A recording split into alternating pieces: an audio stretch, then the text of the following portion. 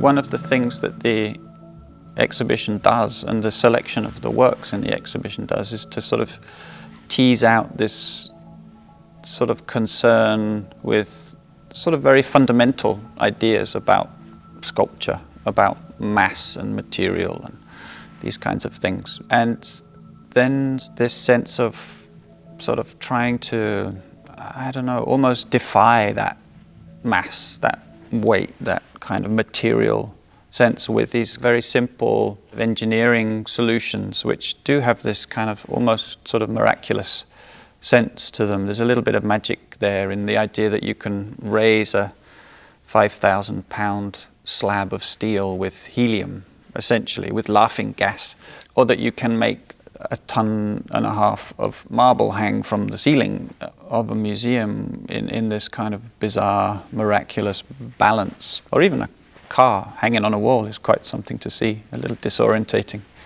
And in a way, what I'm doing with my work is sort of attempting to track back through time, to travel through time, to reconnect with sort of particular historical moments.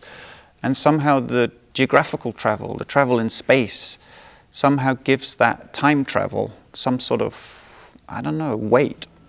I tracked down one of the original 126 Fiats, a red car that was one of the last ones to be manufactured in Turin.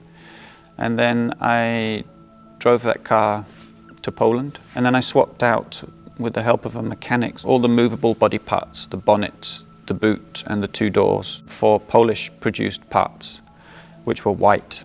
And then I drove this hybrid Polish-Italian vehicle back to Turin, and then it was hung on the wall of the gallery, where it became more of a painting or an image than a vehicle.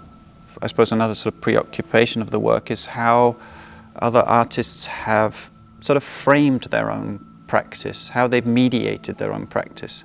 And that's a kind of, I guess, one of the sort of starting points for the project for a masquerade. It actually has a very clear sort of, I don't know, ancestry, if you like, in Chicago, because the work refers very directly to a monument that was designed by Moore for Chicago University to mark the site of the first self-sustained nuclear reaction, which was instigated by the physicist Enrico Fermi. I discovered that the museum in Hiroshima had essentially the same sculpture in their collection, a little bit smaller than the one in Chicago, but with the exact same form, under a different name. So that became the germ of an idea about a sculpture having a double identity, a sculpture in disguise, if you like, and which led me to think about masked theatre and Japanese no, and so on and so on.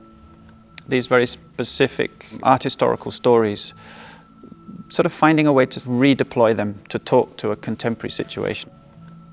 The projects develop in many, many different ways. They come about from, you know, sometimes sort of, I don't know, almost like half ideas, which you carry around with you for a long time, and suddenly they find a home, suddenly they connect.